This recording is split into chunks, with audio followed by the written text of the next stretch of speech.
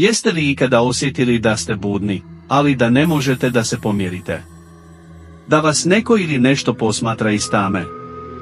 Možda ste čuli korake, osjetili težinu na grudima, ili vidjeli sjenku koja se polako približava vašem krevetu. Da li je to samo paraliza sna? Ili nešto mnogo mračnije? Danas vam donosim istinite priče iz BiH, gdje granica između sna i jave postaje mjesto susreta s nepoznatim. Paraliza sna je stanje kada je naš budan, ali tijelo ostaje privremeno paralizirano. Iako medicina tvrdi da je riječ o prirodnom procesu, mnogi koji su ovo doživjeli vjeruju da su svjedočili nečemu nadnaravnom.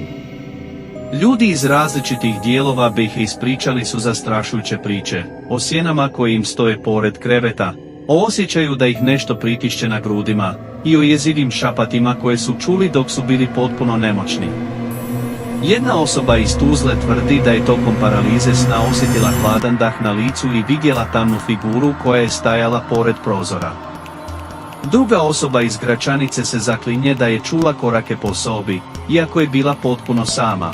Da li su to bile samo halucinacije, proizvod uma zarobljenog između sna i jave? Ili su to bile mračne sile koje vrebaju iz sjene? Na ovim prostorima, gdje priče o duhovima i ukletim kućama nikada nisu utihnule, ova pitanja ostaju bez odgovora. Da li ste vi doživjeli paralizu sna? Jeste li osjetili prisustvo koje ne možete objasniti?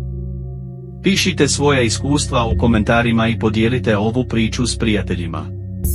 Možda i oni kriju zastrašujuće tajne. Ako vam se dopada ovakav sadržaj, ne zaboravite da ostavite like, pretplatite se na kanal i uključite zvonče kako ne biste propustili naredne priče o ukletim kućama i misterioznim događajima iz BiH. Vidimo se uskoro. Ako se usudite zaspati.